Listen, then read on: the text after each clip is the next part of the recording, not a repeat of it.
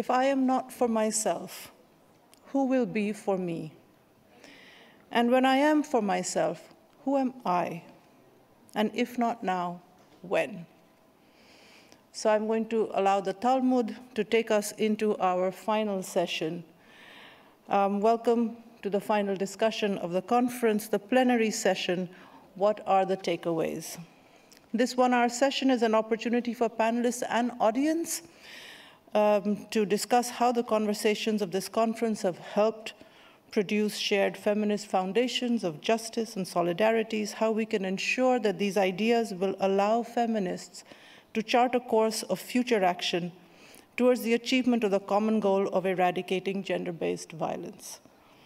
To look back and reflect on the many invigorating, complex discussions that have taken place, our plenary session panelists are Abena Busia, Islah, Linda Gusia, Laurie Campbell, Marai Larasi, and Purna. Halla Gunnarsdóttir will share this session. Halla is the General Secretary of the Icelandic Confederation of Labour and a founding member and the former head of policy and partnerships of the Women's Equality Party in the UK. She has served as political advisor to the Minister of the Interior in Iceland and as special advisor to the Icelandic government, where she ensured the initial funding for the Reykjavík dialogue, offering a platform and a broader context for the event, for which I'm going to take the opportunity to thank her for now. So Halla, distinguished panelists, the floor is yours. As always, everyone is invited to submit their questions on Slido, that's sli.do, which is available on the virtual platform. And if you're using the app, use the hashtag 704730.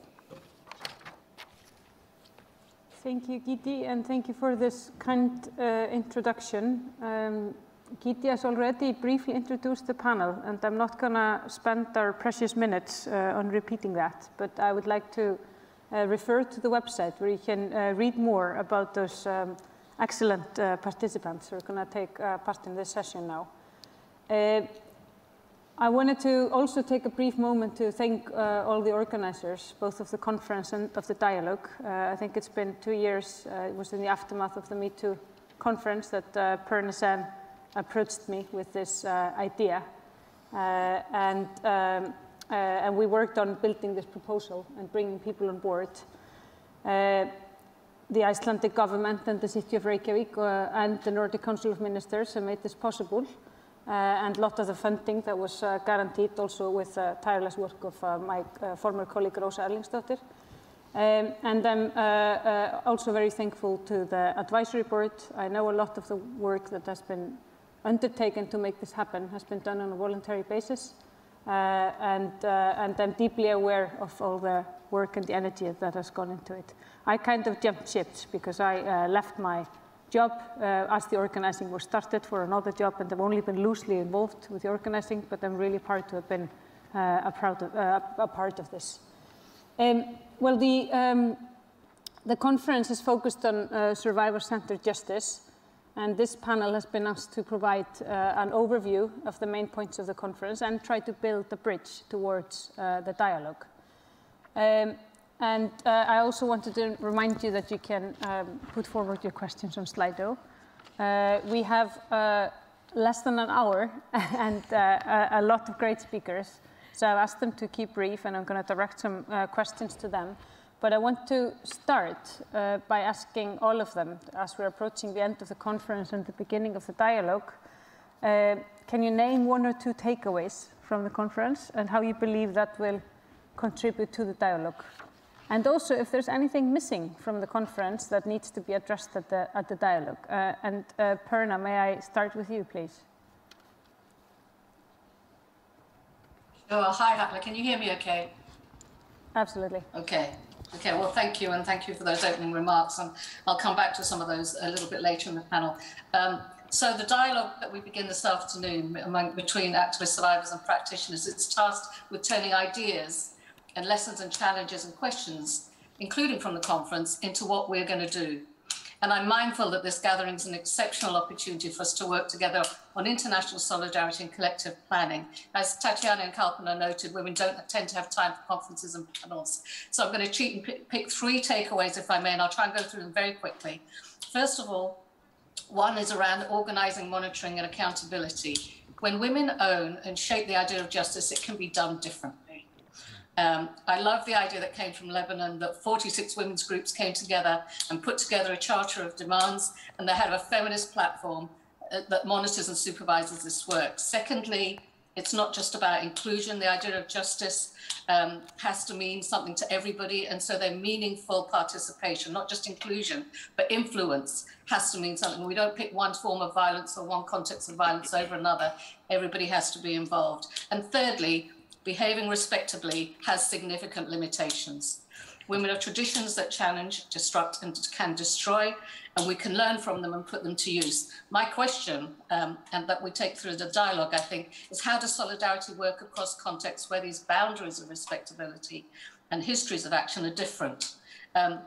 Radical rudeness has its place in challenging existing power relations. Stella gave us many examples, and Magda told us that, quote, the moment we started being vulgar, they started to listen. Thank you, Purna, and thank you for being brief and precise. Islah, I thought I'd turn to you now. You're there and you can hear us, right? Yeah, thank you. What I have taken from the discussion last day and today is the importance of the holistic approach, in the sense that we cannot focus only on the legal system gaps, but also all parties involved in eradicating the culture of violence against women, starting from state actors, health providers, healthcare providers, lawyers, religious leaders, victims themselves, police, besides, of course, the legal reform. So this holistic approach is so important, you know, to coordinate the efforts to target all of these places. The second point is the state violence. We are witnessing a growing and rising trend in using violence and using defamation and sexual harassment by the state actors themselves. In our case, I tried to mention some done by the Israeli colonial power, and also by the Palestinian Authority, who are also working sometimes to control the population and to pacify the resistance of the population against the occupation. So using internet or online harassment, it's a growing trend, and it needs some attention from us, because when the state turns against individuals, they have immense power, and they can silence the victims easily, because they have many aspects of silencing the people. The last point I would like to put the focus on is the disclosure of the victims to speak up.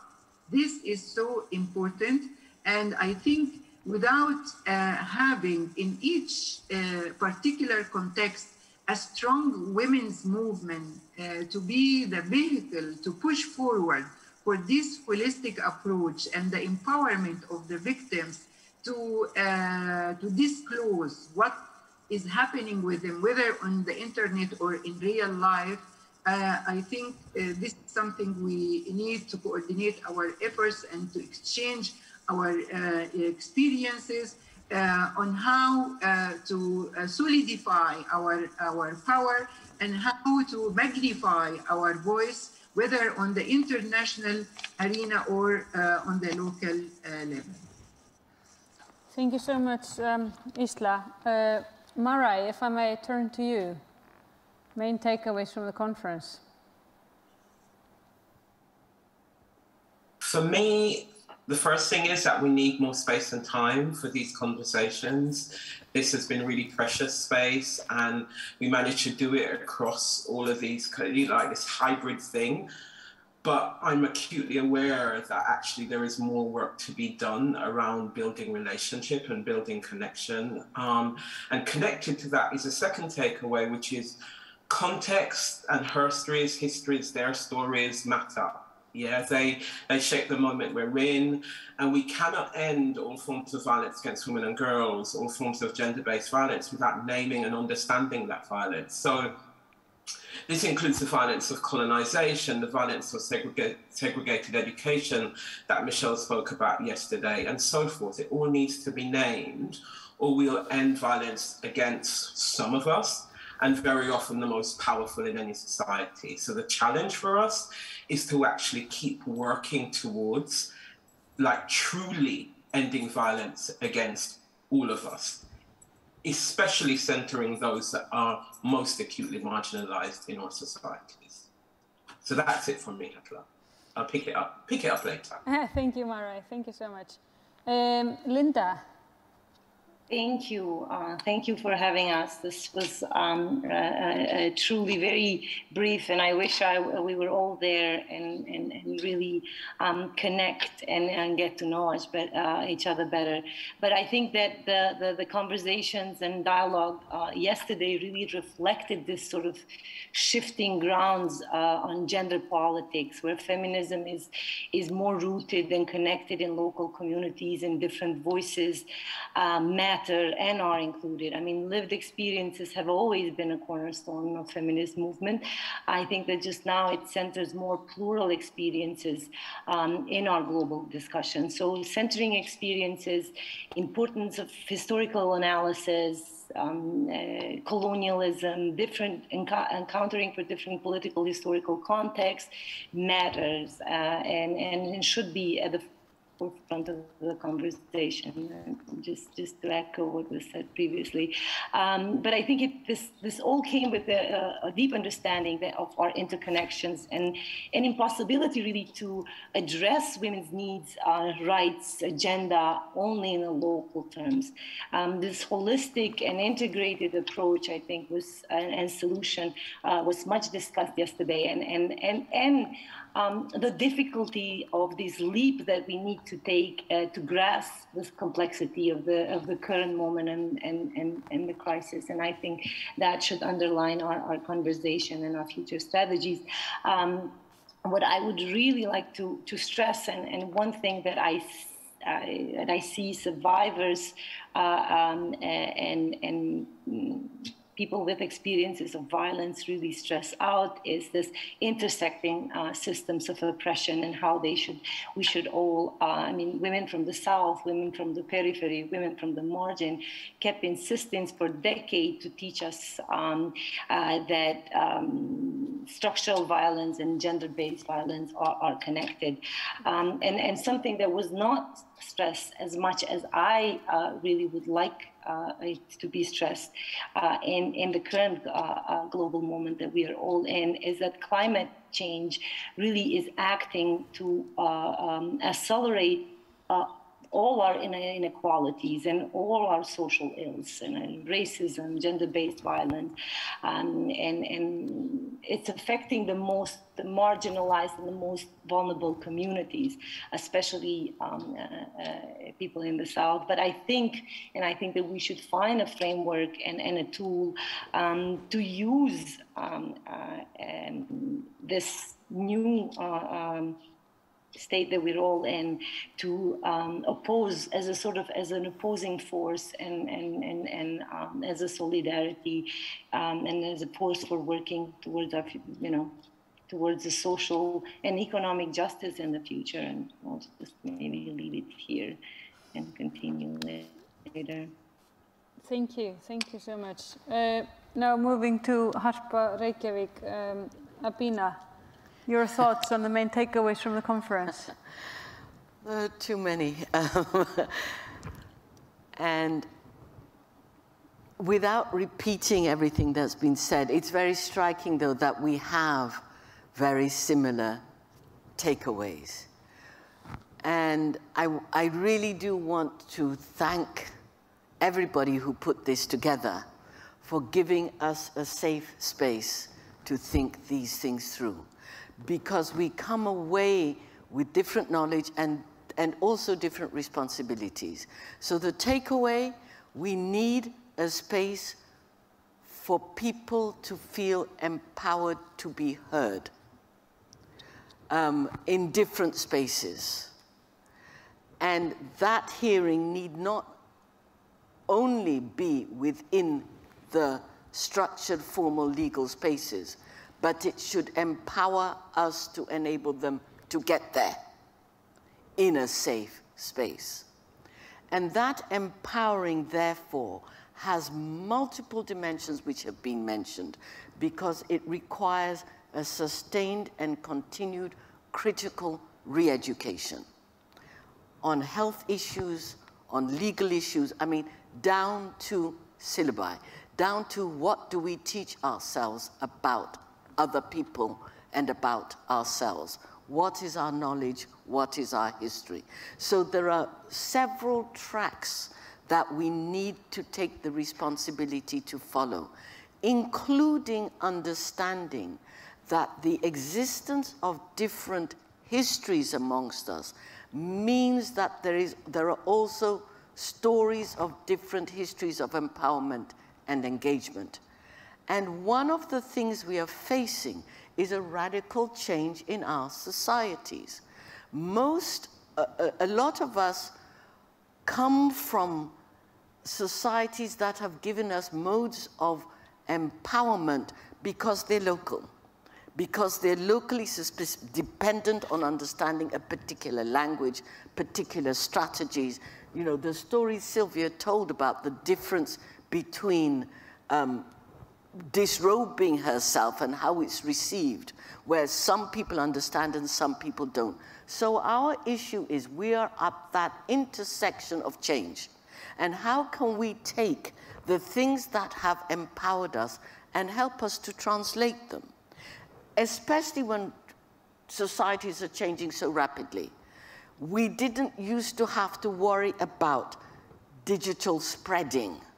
You know, if my lover took a picture of me 100 years ago, it wasn't going anywhere, you know, except for maybe his pocket. And, you know, to be discovered 100 years later by our great-grandson or what have you. Today, it can hit everywhere before I leave his bedroom. So we're also facing how to be ahead of those kinds of changes. And so, my biggest takeaway is that we need a kind of vigilance and integrity to keep on actually not only having these kinds of spaces, but actually acting on the takeaways as you are planning to do on these kinds of spaces, and keeping ourselves connected in a context in which we remember that we are all human, that we are all human, that we are all human. Thank you, Abena. If I may turn to you, Laurie, main takeaways from the conference. Yeah, just to reinforce, you know, the opportunity to gather in the way that we were able to for this conference in global networking. To have this conversation, I think, has been extremely important and necessary, and is necessary going forward. I also think about the need, again, for us to be in all spaces, and sometimes I refer to it as infiltrating all spaces and institutions and organizations, right, to work from inside as well, to fight state and institutionalized violence. And I think we saw that here with the diversity of you know, participants and panel members who, you know, are working within the justice system, within you know, the other professions, institutionalized professions, and you know, at the same time recognizing that it's you know, it's not it's the structures that need changing, and not that everybody within those structures are terrible people, but it's the structures that need changing, and I see so many people in your areas working at that.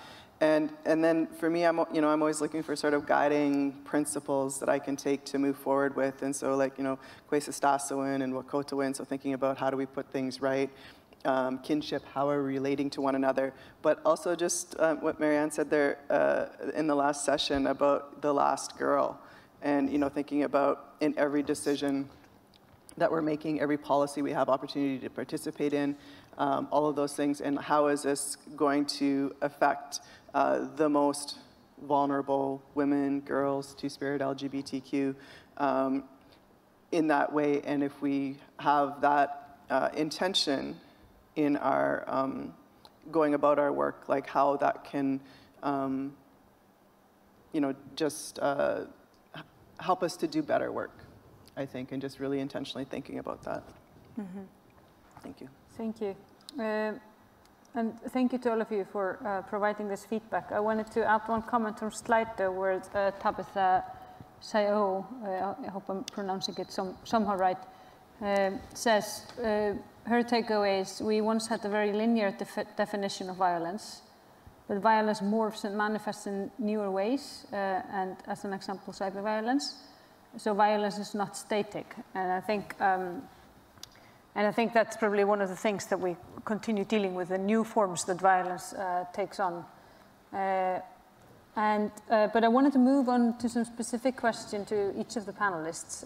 And please use Slido if you want to put your questions forward. And it's good to address them to some specific individuals to further the likelihood that we have time to answer them.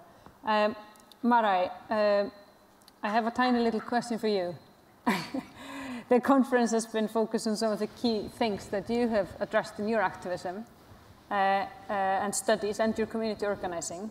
So my small question is, does feminist justice exist? If so, what does it look like? And if not, what should it look like? Okay, like I said, that's just like really tiny question. So please bear with me. I am at the state in my biology where I'm menopausal, so I have to actually look at my notes because everything just disappears from my consciousness if not. So I'm looking down because of that. So to that question, I mean, I don't know if feminist justice exists on a large scale. I don't think it does.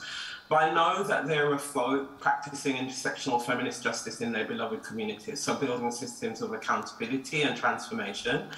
And I think some of us are pulling together strands of knowledge that are not carceral in their approach. So I think about how much I've learned from my Maori and Pacifica sisters and brothers in Aotearoa, also known as New Zealand, the drawing of knowledge that already exists. And so for me, there's something about recalling ancestral woman wisdom and defiance that Abena, Stella and Rory referenced yesterday. For me, that's critical if we're going to talk about feminist justice systems.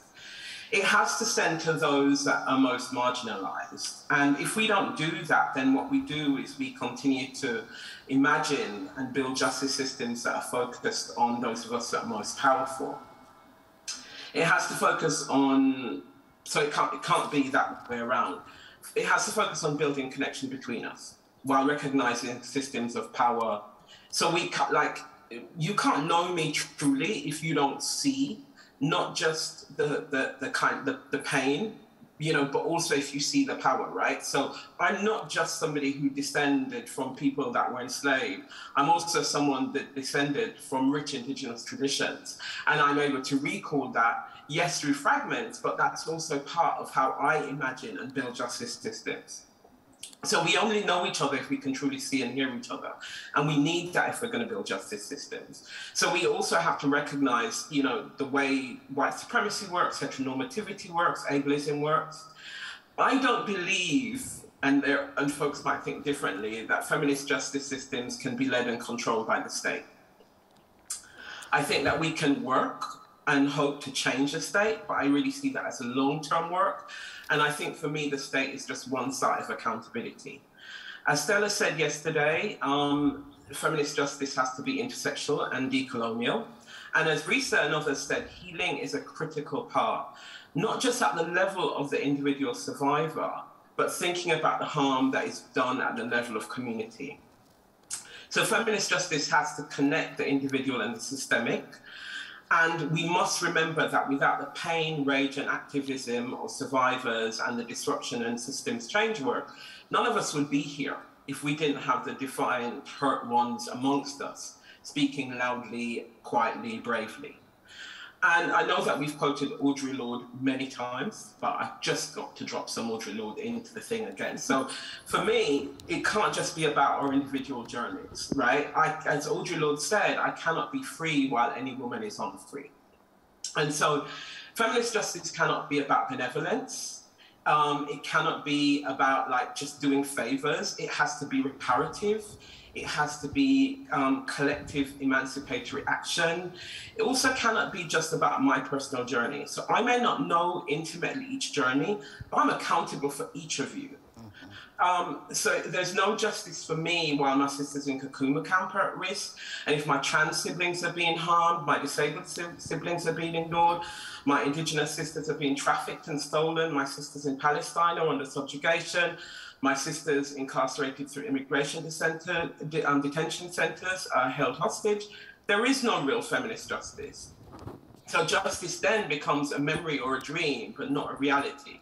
But I believe that we can make it so, but we do have to know that it is careful, slow, evolutionary work, right? And it involves the memory and the future and integrating all of that into how we practice on a day-to-day basis. And the sister who called us in yesterday to start with self, feminist justice starts with self and even how we relate to each other as we do our movement building work. Because the amount of harm that happens in our spaces, the brutality that happens in our feminist spaces, we don't speak about, but we know it exists. So how do we bring revolutionary love to these conversations and to this work? That's what feminist justice should look like. So that's me. Thank you, Marai. Marai, that was a really good response to a complicated question. And when you said not a favor, I couldn't help thinking about the difference between trying to tackle poverty through charities and then trying to tackle it through justice. And just this charitable idea that I give what I feel like giving when I feel like giving it will never get anywhere close to meeting like justice altogether, let alone feminist justice. Laurie, if I may follow up on that, just the meaning of justice in relation to indigenous people, because that's the area of your work. It is. It is. I wanted to add into I did work with victim services for a police service for a number of years with indigenous victims of crimes and traumatic events, and ended up teaching, that moved into sort of teaching and education within the police service, teaching at the police college, and continues to this day in doing consulting with the RCMP as a form of harm reduction in some of the work that they're trying to do. Also, third generation stolen by the police from my family, and I know people who are fourth and fifth generation stolen from their families by the police. I also when I think about indigenous justice and women in particular, and indigenous women, 10 years ago, we were 25% in the federal prisons. We represent something like 3% of overall Canadian population. Today, we're 60% of women in federal prisons. And our people are in federal prison because of the violent crimes that they've committed, and those that are there are victims of abuse and violence themselves. And the violent crimes that have been committed mostly are from retaliation against violence occurring to them or protection of other women and girls and children around them. We only have 6 federal women prisons in Canada, and we're also the most disproportionately represented in isolation and moved around which causes, you know, either further disconnect. And to be clear, I don't speak for all Indigenous peoples in Canada as well, so there's definitely some differing opinions. But, you know, I think that we, yes, abolishing the RCMP is a good step based on the foundation of like how it was built. And I think there's many, you know, many people in Canada that, Indigenous people and non-Indigenous who think that that's a necessary step. And in the meantime, you know, abolishing outdated, like ineffective policies or things that policing institutions or child welfare systems are doing. So, for example, like the school resource officer programs or community policing, which are other avenues of surveilling our people and gathering data and disproportionately bringing them into the system. I wanted to mention, you know, like defunding the police. And, you know, in stages can occur, and reallocating that funding from policing budgets into upstream programming that, you know, people in the community know that we need. And wanted to mention a group called Reallocate Waterloo Region, and it's, you can Google Reallocate WR, is some work that myself and my friend that I brought here, Ruth, that we've done a lot of work in, but it lays out a plan, a community-based plan of like what actual defunding the police can look like and how it can benefit community and community organizations, and in my participation in that, Indigenous in particular. I also, you know, and for us, like it's like land back. I mean, our ancestors, you know, prepaid for things like our education and our healthcare. In particular, my direct ancestor, who was the signing of Treaty Number 6, where I'm from, 7 generations ago, who secured the medicine chest in the treaties, which was to ensure that we had health care in exchange for the land that we had to give up to, which meant we couldn't gather our medicines, that we couldn't have access to the things that we knew would keep ourselves healthy. And so I think we talk a lot about like what does Indigenous justice looks like. It looks like land back, and that doesn't mean that we're saying, oh, send, you know, every Euro-Canadian person back to countries of origin, but it does look like changing the system of how you know, revenue is generated, how we can access resources, and how we can care in kindness and compassion and love for one another within our own communities. One other, while policing is doing their thing and still there, you know, focusing on like Indigenous women, girls, and Two-Spirit people. I mean, we don't go missing and get ourselves murdered, right? We're hunted, targeted, stolen, and there's people out there that are doing that, and that's why the inquiry found that there's an ongoing genocide since contact, and that is also very closely tied to the land and resource extraction, and, you know, moving man camps into rural northern areas for resource extraction that then, you know, cause our women and girls and Two-Spirit people violence in the community. You know, I guess the other institution that I'd really think about Indigenous justice looks like, you know, Indigenous-controlled, not just education, but Indigenous control over child welfare. And we have one community right near where I'm currently living, Cowessess First Nation, which was also probably the community you heard about globally, that were the 751 graves. And there's more that are, flags are going up all over outside of where the grave sites cemetery was, and those are from where the old ones are saying, okay, well, now you've done that, but go look over there. Over here, I saw children buried, and so the old ones are telling them, and the flags are going up all over there. And but Cowessess First Nation is the First Nation in Canada who has just regained control over their own child welfare system. And again, I think that requires, you know, Indigenous justice is, you know, getting us the resources and then letting us do our thing and take care of our people, because we know how to do it best. And for 153 years since the formation of Canada, all the reforms have exponentially harmed and created violence against our people. So they're not working. Mm-hmm. Thank you. Mm. Thank you, Laurie. That sentence, we don't go missing, that's gonna stick with me. Mm. Islah, Your work centers on women in politics, but also in the context of armed conflict and religion.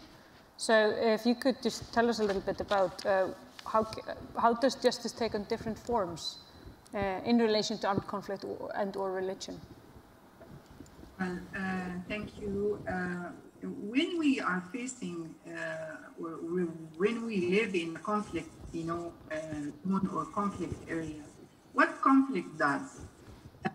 If I take the case of Palestine, conflict causes immense volume of destruction and collective punishment. The last war on Gaza, we have thousands of homes have been demolished. You have trees that have been uprooted, cultivating land that have been burned. These collective punishment are immense, and it leaves the people, helpless, and bring them back to look for or seek their very basic needs, very, very basic needs. When we interviewed women, for example, after this repetitive cycles of violence, they seek how to build a new kitchen for them, how to find a place to use as a bathroom, how to find a source of clean, potable water. So what does it make, or what does it, leads to?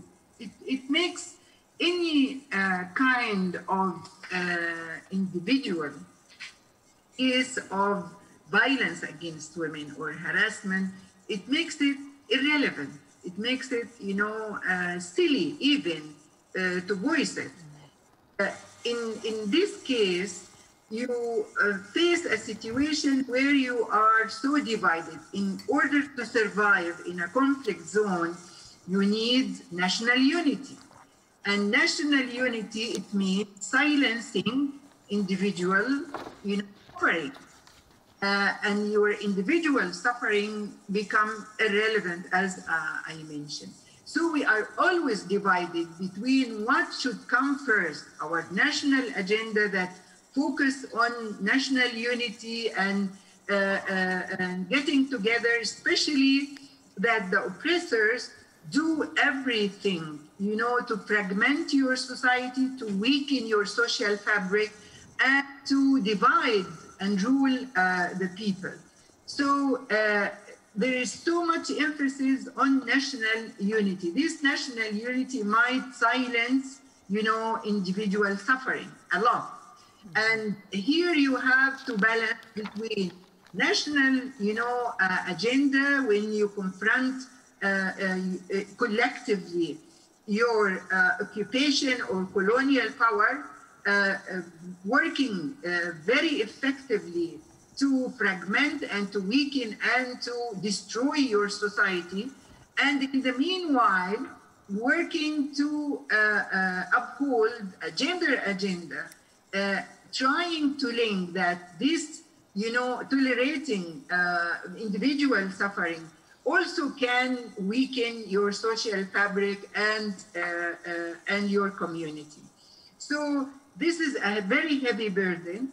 And every time we work very hard to push forward a gender agenda, sometimes to work on care providers, healthcare providers, to work with them, or the police, or the courts, or the lawyers, or the public media, and making awareness campaign, etc.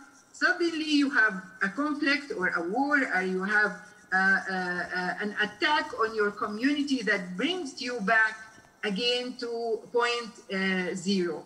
So in this case, you have, of course, community leaders, political party leaders, you have religious leaders who intervene, and they are much more quicker, and they have hands-on, on the affairs of their community. So they interfere. So when they interfere, the most important task for them is how to keep social peace, So social peace is so important, of course, to confront your continuous oppressors. But as I said, you know, focusing on social peace also reflect the dynamics of power relations that exist in the society, you know. So in some community, when you have a community with well-educated leaders, open-minded leaders, they might intervene in favor of women. But in other contexts, they might not intervene in favor of women, and they put more focus on societal peace and solidarity. So in this situation, you have, as I said, to find sources of power. Sometimes we go to political party leaders, for example, to confront religious leaders. In other contexts, we might go to religious leaders to confront, you know, tribal leaders. So you have to balance where you can find a source of support for you. And one step forward is so important in a very precarious situation as in our situation. And my last point about, you know, conflict area is how we use the 1325 UN Security Council resolution to protect us. Actually, it is irrelevant in our situation because there was so much focus on the violence of peacekeeping forces. We are calling since maybe more than 40 years or 50 years now that we need to be protected by the international community. We need to be protected by the UN agency. It's not enough that the UN provides aid and food for refugees, and they also need protection. Especially just yesterday, the Israeli forces invaded the Jenin refugee camp in north of Palestine, and they killed 4 young men. So we are completely left, you know, without any sort of protection. And you all know how Israel silenced everybody, and it is a state above the law, and no one can dare to condemn, you know, the practice of the state of Israel. So this is to say that 1325 in our case is very much irrelevant, and it needs to be consolidated by more, you know, interventions in particular cases like to take action against home demolition, land confiscation. Thank you, Islah. We need to move on to the other questions. I'm sorry. No, that's really interesting and really good. And one of the takeaways I take from your contribution is that solidarity is always tricky. Whether it is in the form of national unity or the solidarity that we try to form within feminist movements, it's always tricky. But I want to move on to you, Linda. Your research is also strongly connected to armed conflict, but also I know that you've been studying the role of memory. And if you'd like to tell us a little bit of what justice systems could learn about memory, and also what practitioners who work with victims and survivors should be aware of in relation to memory. Well, I'll try to be brief. I mean, context matters. We have emphasized this a lot. Genealogies of movement, lineage, are obviously not just sentimental tokens or moments for us to glorify or romanticize, but places to begin our connection in the case of people like me who grew up navigating Milosevic regime and bear witness to the war and violence. I was a translator for Washington Post during the conflict, so I got to witness and see, and then I was a refugee. So memory and dealing with the past was also sort of dealing with my own experiences. Being a teacher, it really creates this huge, and a mother really creates this huge responsibility of how do we speak about the past, how do we use past as, how do we retool these experiences of violence and not distort it into hate and further violence, but use it as a sort of starting ground, as a ground to think about injustice today. And it really, with my students, with my daughter, it's really about asking really important questions of why the past matters, why the memory matters, and really also being careful of how past can be distorted and misused as it often does. I mean, this is why the context matters. This is why also understanding and unmasking the structures that make the past violence possible are still happening today. I mean, we are living in the world when authoritarian regimes are on the rise in Europe right now. So it becomes also a sort of a responsibility of somebody who is a witness, who is a survivor, to insist on pointing out that what are these structures, and how easily, I mean, I was a very young girl when all Yugoslavia fell apart, but it fell apart quite quickly, and in my experience, it was a good previous experience of Yugoslavia and growing up, it was a solid state. When I talked to my mother, you know, she was surprised how she was fired from a work after working 20 years in municipality of Pristina, just because she participated in the protest and in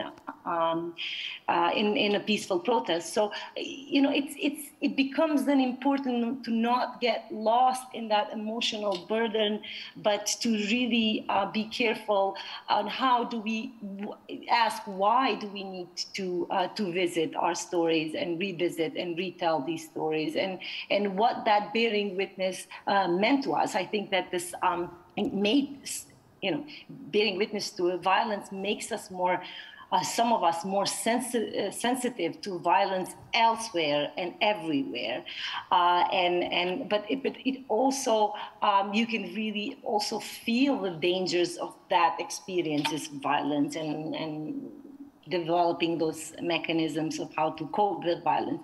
I mean, after the war, I also talked a lot with survivors of wartime sexual violence in Kosovo, and for them it was very, very, you know, very important to address other issues, and the fact that sexual violence was one form of violence that they experienced, that they had lost everything, and economic violence and poverty was an important aspect that really shaped their life. I think that it became very clear, especially talking to survivors of wartime sexual violence, seeing that, you know, yes, it's a huge stigma in the context of Kosovo. I mean, maybe just to, if I have like 3 minutes, just to give you maybe a chronology of wartime sexual violence in Kosovo, just to echo what Umana Rayan talks about, warning of a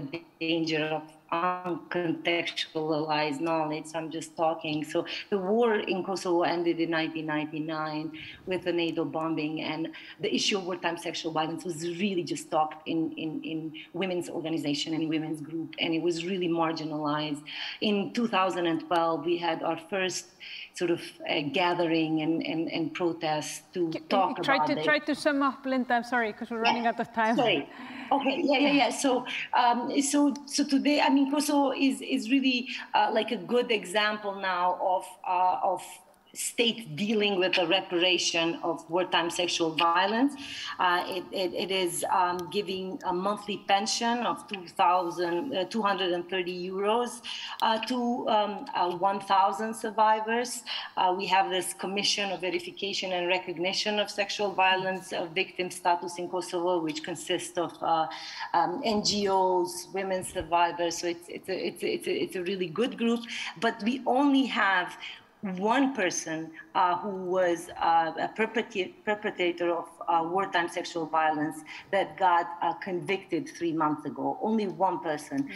So although there has been this huge movement to put in function and work in, especially in recognizing wartime sexual violence in Kosovo, and create the mechanisms of including wartime sexual violence in our judicial system, it is still just one person was perpetrated.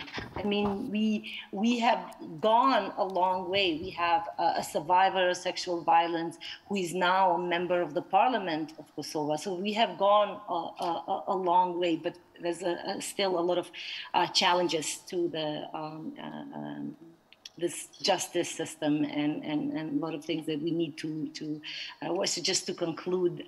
So retooling these histories and these experiences and creating these connections to the past and present, to local and global are, I think, crucial in our feminist pedagogies and our tool for sort of a future mobilization. I'll just stand here. Thank you, Linda. I'm very sorry I need to rush through, but we have actually run out of time, so we need to be a bit briefer. Abena, I wanted to turn to you. There's also a couple of questions in the on Slido from Maria Fontanelle. She's asking. It appears that stereotypical assumptions of women are at the heart of the issues. Sorry, I didn't hear. That stereotypical assumptions of women. So women are being stereotyped, and the law doesn't really isn't able to address that. And she's wondering about re-education of those initially engaging victims and survivors and throughout the justice system. In addition to that, if there's value to campaigns reframing kind of girls and women. But I also wanted to ask you about how justice reflects in women's creative writing. So. But try to be brief, I'm sorry. I'll try and answer that. In my heart, I remain a missionary teacher. That is to say, my answer is yes, I actually do think stories can change the world. Maybe I'm deluded and myopic, but I'm too old to change. I can answer that question about creativity, the power of creativity, both from the point of view of being an editor and from the point of view of being a poet myself. And I know so therefore I'm speaking kind of in a realm slightly outside the kind of practical, procedural, although that can, as you'll see, sometimes also surprise us, the impact that poetry can have in those contexts. So first of all, as an editor, I spent nearly 20 years of my life working with a group of African women. At one point, we must have been almost 250, working on the 4 volumes of Women Writing Africa, which was an edited collection of women's cultural production on the African continent, from ancient Egypt to the turn of the 21st century. Looking for pieces sung by women, written by women, whatever. And we had everything from women's wills to songs of abuse, and we contextualized them, talked about the cultures or the moments they came from, and so on. It cost us a lot to do it, but we did it. And so one of the most gratifying things for me was when we worked on this literally from, what would it be, 1990 to 2010, literally.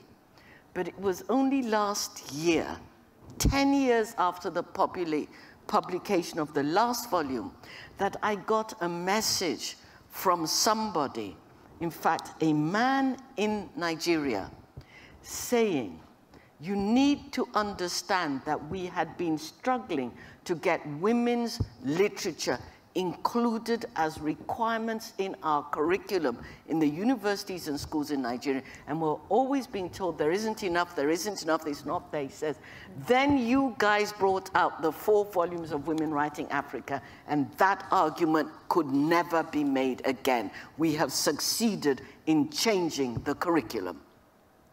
And that was extraordinary, because it's not just, the thing about those volumes, it's across the continent, and it talks about everything.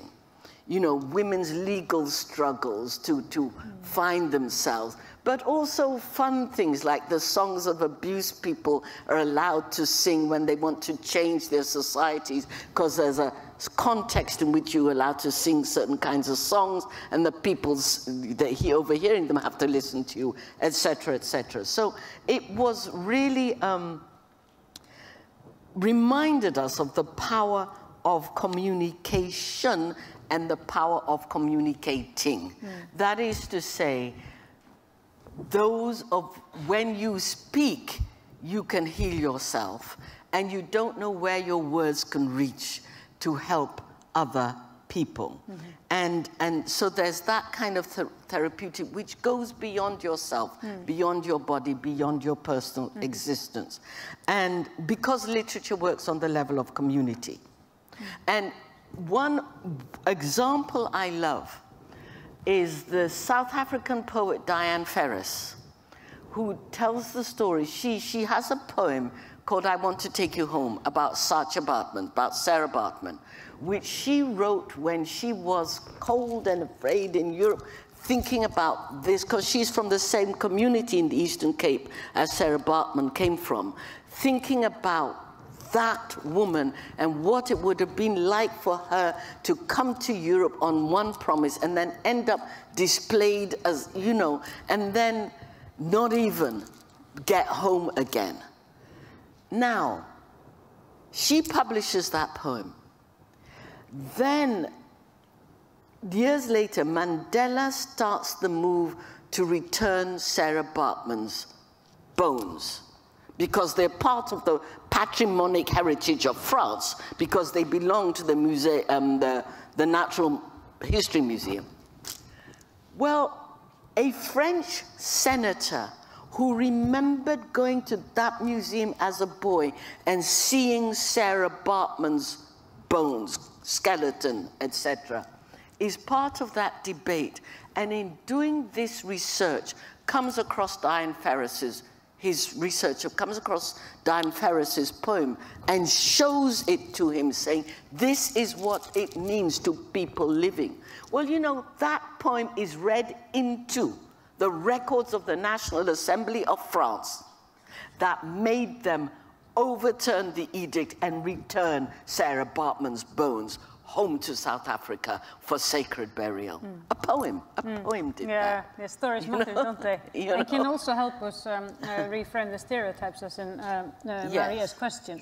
But there's a couple of questions on Slido about Afghanistan, and one of them is when the dialogue is going to prepare a statement. This conference is not preparing a statement. It may be taken up in the dialogue later, but this conference is not preparing any kind of statement on anything. So just wanted to clarify that, but the dialogue is definitely a place for further conversations. Purna, so I wanted to turn to you and ask you just to share with us briefly, because I remember when you were initiating this dialogue and initiating this conversation, you kept saying there haven't been any movement-led gatherings for a very long time. So why is a movement-led gathering important, and what are you hoping to get out of the dialogue that is to follow this conference? Thanks, Halla. And yes, it was after the Me Too event that I attended there in Harper a couple of years ago that I returned to this idea I'd had for some time. It was amazing to be surrounded by so many women from a large range of background, with fires in their bellies and hunger for change, that wasn't channeled through complex proceedings, modalities, and dare I say, PowerPoint presentations of 64 slides each. It makes for a different type of connection. And what it did is it revived in me thoughts that I'd had over quite some time about ownership and accountability in the work to end violence against women. And having been in IGOs, intergovernmental organizations, non-governmental organizations, academia, et cetera, it's really clear to me how differently they all operate, how sometimes political considerations, institutional logic, and they can operate, and how they can each have their own language, their dynamics, their own separate priorities and timelines. I'm also really aware that it's possible to slip from the language of rights, of resistance, and of power into the language of vulnerable groups, of harm reduction, of minimizing risk. And I've often wondered what it would look like if those activists and those survivors and those practitioners who put themselves on the front lines and who have resisted and shouted and made a noise for decades, what would it look like if those communities, those constituencies, those groups were controlling the agenda of work to end violence against women? What would it look like? What would it sound like? What would we be doing together? And it seems to me that not only would it lead to a different conversation, and some of them would be really difficult. It has to look at how power operates within us as well as beyond us. And I think it would speak differently to each other, and it would make different possibilities real. It would allow a space for our gathering on our own terms, an expression that's been used so much the last couple of days. And to do that, we need space that is extremely limited. That space is not what funders tend to fund. I want, Halla, just to take a slight moment to say a special thank you to you for this, because you heard those initial ideas and those thoughts very positively, and you were key to Iceland's willingness to host this event. In terms of the dialogue and what we might get from it, my hope is that the dialogue enables international learning and connections in spaces and ways that is so rare and so special that I hope it means something for us and makes a difference to survivors of violence. And let's learn about what has made a difference to survivors, both in terms of what works for them and the challenges that we've faced. And if we call the shots, what would it look like? What would change look like? What would we be doing? The dialogue, I think, provides a space for that to happen. I hope that the dialogue will bring connections and conversations that are useful to those who are in it, and hopefully will extend to those who aren't here these few days. I hope it's the start of perhaps networks that can develop momentum and values that are meaningful. Can we find ways to hold intergovernmental organizations and states to account? Surely it is to the survivors that they are finally accountable, not to each other, although that may have a place. But it's a different sort of dynamic that I think we can look at. Can we monitor? Can we monitor what they do? Is this something we can talk about seriously? Our work to connect with each other and to do that sort of accountability work is not something that funders tend to fund. Can we find funding for this? Are there donors who will support this work going forward? The work that's been done by people prepared to take risks and put themselves on the front line. And I mentioned this at the opening, but I'm constantly mindful that $40 billion has been promised to gender equality work as a result of Generation Equality Forum. And here, many of us have been working with insecure, unpredictable funding, lack of safety, lack of certainty. This is not okay. And maybe the dialogue can give us a little space to look at that. The last point about the dialogue, Halla, is I had the privilege of joining a couple of regional dialogues that were held in the run-up to this. And it was quite striking to me that several people in several of those dialogues talked about how much this sort of connection mattered to them and how rare it was to get space for this. And I think that intrinsic value in itself matters. And I've been struck, even that we have many networks, and we have many regional convenings, but we haven't had a specific convening of activist, survivor, practitioner-led work and learnings since 1996 that focuses on violence specifically. And we all know, and I think we all agree, that the violence in our lives is part of all the other forms and structures of inequalities and oppression that tie us down and limit our lives. And I think that has a special place. I hope that we can, what we do will create meaningful difference to survivors and a way to influence international work towards elimination. Thank you, Purna. That was truly inspirational. What I noticed in your contribution, and actually many of the panelists here, is that that we all mention space. Space for conversation, space to get to know each other, space to strategize, but also time. I know that we're moving towards a dialogue where we're hoping to get certain outcomes, but let's also be mindful of the necessity just of that conversation and of that time to reflect and think, even if we don't reach conclusions. Conclusions are overestimated anyways. But we have run out of time, and I'm sorry I overran. There is lunch now, and then the dialogue will continue. Giti will lead us out of this, but I wanted to thank all the panelists. I was hoping to have time for you to reflect on each other's contributions, but we can continue in the dialogue and, of course, just in general in our conversations across countries and continents. Thank you all. Thank you. Right. I'm going to read out a long list of thanks, but thank you first, foremost. So in the almost 1 year that it's taken for this conference to be pulled together, many, many hands have joined to carry us all to this point. And so I want to take this opportunity to acknowledge and applaud and extend our gratitude to, first of all, the hundreds of you online who have not let COVID and time and space and technology stop you from joining us and joining in these conversations. Thank you so much. Of course, to the panelists and chairs who have brought their hearts and their expertise and their experience to these discussions, thanks can never be enough, of course. Our gratitude also to the Icelandic government, the Nordic Council of Ministers, and the city of Reykjavík, who have provided the funding to make this possible. To the Prime Minister, Katrín Jakobsdóttir, for her leadership and support. To the advisory group for their input and their expertise in planning all of this. I'm always astounded by the might and main of Irma Erlingsdóttir, who is director of Guest and RIC. To the amazing technicians and team here at Harpa. They call you technicians, but you are magicians. Thank you so much for making this possible for us.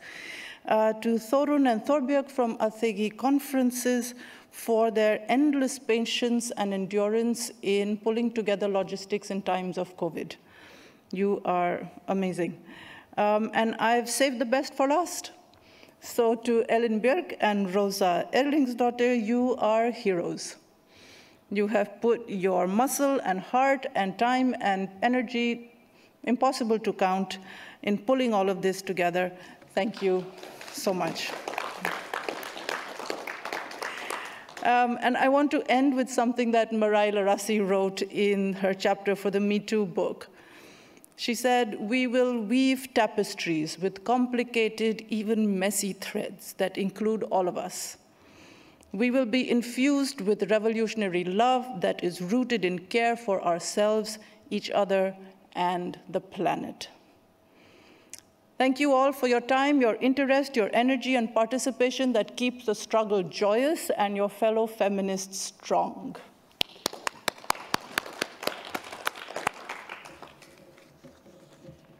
The dialogue will begin at 1 online.